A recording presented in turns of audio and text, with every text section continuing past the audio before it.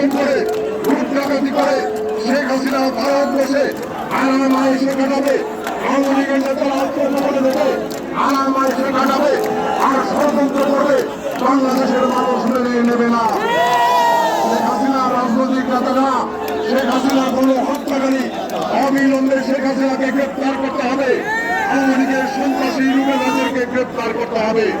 রাজনৈতিকভাবে আওয়ামী লীগ সন্ত্রাসী দল, আওয়ামী লীগকে নিষিদ্ধ ঘোষণা করতে হবে।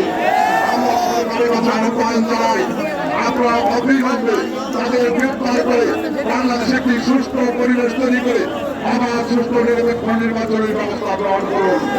আমরা জনগণের ভোটাধিকার প্রতিষ্ঠার সংগ্রাম 17 বছর করছি।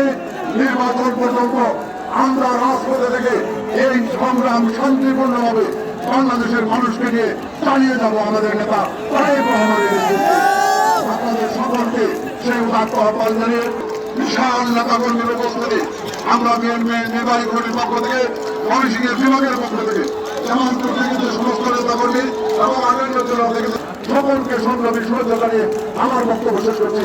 সবাইকে ধন্যবাদ। আসসালামু আলাইকুম।